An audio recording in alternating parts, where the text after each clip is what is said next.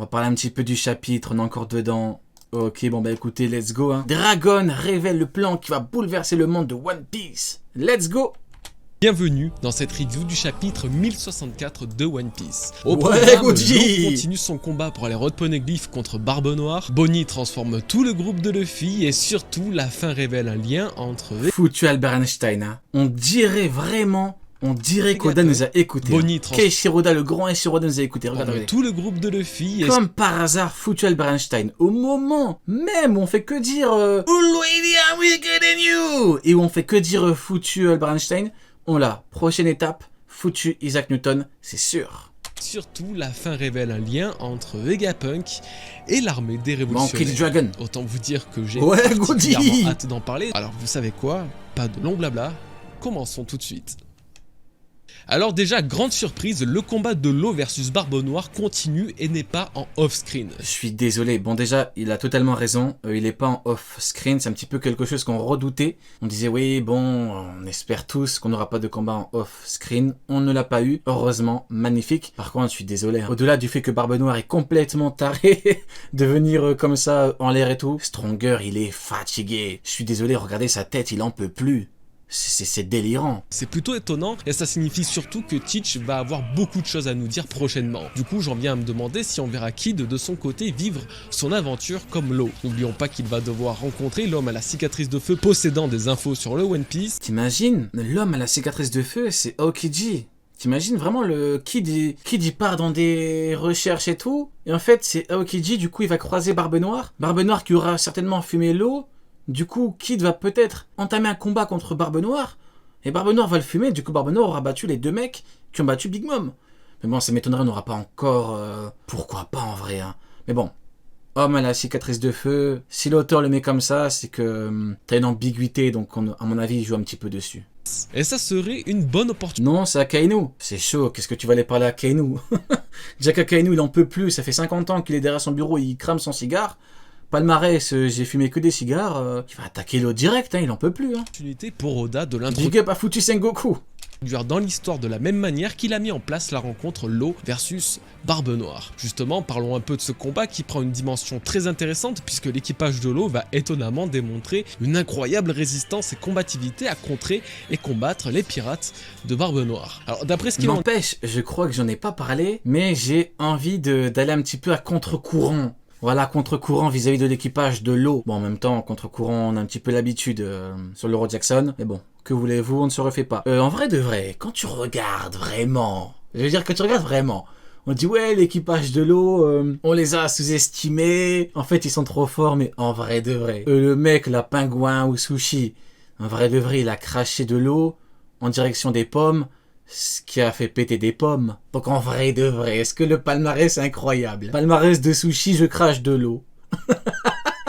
Vous voyez ce que en vrai de vrai, vraiment, si on... Vous voyez ce que je veux dire ou pas? Il a craché de l'eau, ça... Est-ce que c'est un truc de fou? Il a posé des bombes sur un bateau. Bon, en vrai, c'était des mecs un peu sournois, quoi. Palmarès, je sais nager. Est-ce que c'est délirant de dire qu'on abuse un petit peu en disant oui, on les a beaucoup sous-estimés? Je suis là pour dire les termes. Après, si vous n'êtes pas d'accord, dites-le, hein, tant pis. Mais de mon point de vue, actuellement, voilà, quoi. Meilleur palmarès que Miyoka. Disent et ce que nous pouvons voir, ils sont effectivement très à l'aise dans les batailles navales, ce qui est un aspect... Rio répond sur tes cheveux. C'est quoi la question? Est-ce que tu as des cheveux? Oui, tout à fait. Tu m'as pris pour... Tu m'as pris pour... Qui est chauve? Tu m'as pris pour Don Shinjao ou quoi? C'est pas parce que je parle de Don Shinjao que j'ai pas de cheveux, hein.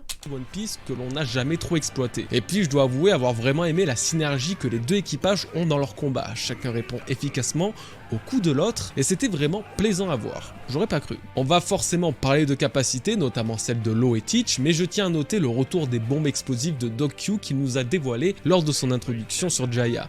Difficile de définir si cette attaque a un lien avec son fruit du démon de la maladie, mais si c'est le cas, alors ça nous confirmerait que Doc Q a ce pouvoir depuis bien avant l'ellipse. Mais ce qui va nous intéresser, c'est le combat des deux dits, puisqu'ils dévoilent davantage de leur mystérieux pouvoir, notamment Teach, qui semble désormais parfaitement capable de combiner les pouvoirs de ces deux fruits du démon en une seule et même attaque. Et on le sait à quel point ses capacités sont terrifiantes, le Gura Gura no Mi est le plus puissant. C'est une dinguerie de se dire que le Gura a fait la légende de Barbe Blanche, hein. Soi-disant l'homme qui peut détruire le monde carrément. Sengoku l'a pas dosé, hein. il a pas dosé du tout. Il a dit qu'il peut détruire le monde. Hein. Ça fait 50 ans, j'attends toujours une preuve qu'il peut détruire le monde. Hein. Franchement, c'est pas contre Barbe Blanche, hein, mais contre le fruit là. Pour le coup, t'as une preuve, Sengoku, qu'il peut détruire le monde? Quelqu'un a déjà réussi à détruire le monde? Menteur un petit peu, Sengoku, mais bon. En même temps, 1 + 1 = 2, 2 et 2 font 4. Sengoku est une fraude. C'est normal. Mais du coup, Barbe Noire, il a le fruit qui faisait la légende du grand Barbe Blanche, et le mec, il est là, il est aussi frauduleux. Fais les choses proprement, Barbe Noire, on en a marre là. Un destructeur des Paramecia et possède une force absolument unique dans le game des fruits du démon. Quant au Yami Yami no Mi, il permet littéralement d'annuler les pouvoirs des autres fruits du démon et si on pensait voir l'eau en supériorité dans ce chapitre, justement grâce à son OP no Mi, je peux vous assurer que la suite sera totalement différente. En fait, il n'y a pas de preuve que Barbe Blanche pouvait détruire le monde, tout comme il n'y a pas de preuve que Sengoku pouvait gérer Shiki tout seul. Misère. Désolé, hein, mais au mieux, l'eau parvient à s'échapper sans ses rods poneglyphes. Au pire, il meurt. Enfin, peut-être pas là maintenant et comme ça, mais ça va être compliqué pour lui. Vraiment. Comme je le disais, si on ne doit pas sous-estimer Law, qui est un personnage très puissant, complet et surtout intelligent, il ne peut pas vaincre Teach. C'est impossible et pour la simple et bonne raison que, comme Luffy, Barbe Noire détient l'avantage du scénario. Autant on pouvait douter du caractère primordial et final de cet antagoniste, mais après la révélation du fruit de Luffy, Nika le dieu du soleil contre Teach le roi des ténèbres, ça me paraît être une symbolique somme toute épique et équilibrée pour une fin d'histoire. Donc oui, je fais clairement partie de ceux qui défendront Teach jusqu'à ce qu'il se fasse poutrer par Luffy. En tout cas, ne le sous-estimez pas et ne pensez pas que tout est déjà fini car je pense très clairement que ce combat sera la preuve du niveau ahurissant qu'aura atteint Teach depuis la fin d'Ellipse. Ceci dit, on va dire un petit peu les termes. Enfin non, on va dire les termes. Dites les choses très franchement. Est-ce que pour vous le combat Barbe Noire contre Luffy est inévitable? Est-ce que pour vous le combat est inévitable? Tout comme le fait que Rokugyo était en réalité une fraude, était inévitable. Dites le directement sur YouTube, bien évidemment, sur le Sensei Prime, parce qu'on est à notre Prime, pas comme Rayleigh qui était le Rayleigh Prime contre Kizaru. Rayleigh vieux. Voilà, écrivez en commentaire, dites-moi, est-ce que c'est inévitable ou pas? Oui, inévitable, oui, non, non. Ok, donc il y a des non et des oui, un peu plus de oui. Ok. Law se bat comme un lion et on pourrait presque y voir un combat d'utilisateur du Haki des Rois, surtout dans cette scène finale. Que Teach le possède est une quasi-évidence, mais pour Law ça reste encore un mystère. Est-il vraiment le seul face à Kaido et Big Mom à ne pas avoir possédé cette forme rare et ultime du Haki? Franchement, le problème de Law actuel, c'est que le mec il a une excellente maîtrise de son fruit, mais en fait, peut-être que pour atteindre le top du top, il lui faudrait le Haki des Rois. Peut-être qu'il lui faudrait le Haki des Rois éveillé. Maintenant, est-ce que c'est une nécessité pour lui, vu le fruit? C'est compliqué. Maintenant, moi, le problème que j'ai avec Law, c'est que on n'a jamais eu d'infos comme quoi le mec avait un très bon Haki, et là, hop, le mec te sort un bon Haki, oui, un plutôt bon Haki, contre Doku sur place. Genre, le mec, on dirait qu'il a découvert qu'il avait un bon Haki. C'est fascinant.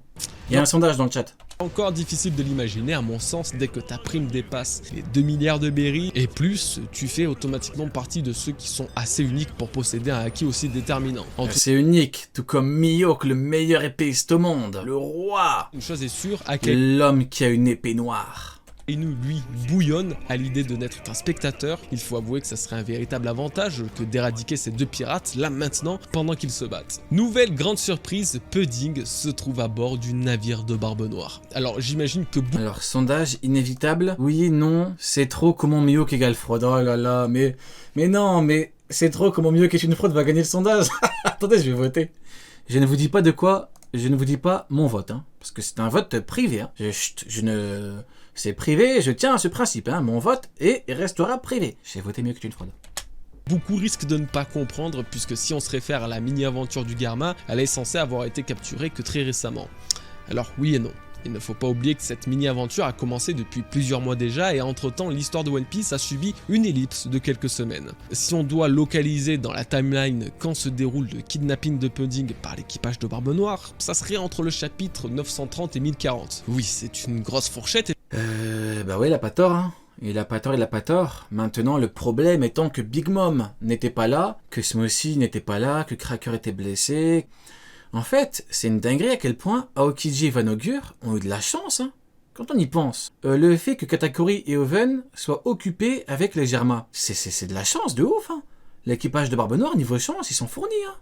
Effectivement, mais en termes... Parce que vous ne me ferez pas dire que Katakuri, Cracker, Oven, galère contre Aokiji. Faudrait peut-être pas déconner. Je veux bien que tu me dises Aokiji, il est fort. Je veux bien. Tu me dis il est fort. Mais faut pas abuser non plus. Hein. De chronologie, ça équivaut à un peu moins d'un mois. Il faudrait que je reprenne toute la chronologie des événements, ça risque de prendre un petit peu de temps et c'est pas forcément nécessaire, surtout pour cette review, mais au moins vous avez une idée, Pudding a été kidnappé il y a 2 à 4 semaines. En tout cas, une chose est sûre, c'est bien la première fois que les mini-aventures se relient aussi bien et efficacement au reste de l'histoire, ce qui est une très bonne chose pour Oda, s'il souhaite avancer dans son scénario sans prendre du temps à développer des choses dans un chapitre, alors qu'il peut le faire en une seule page de cover. Bref, ce qui va nous intéresser désormais, concernant Pudding, c'est sa déclaration sur Big Mom qu'elle considère comme morte. Doit-on la prendre au mot ?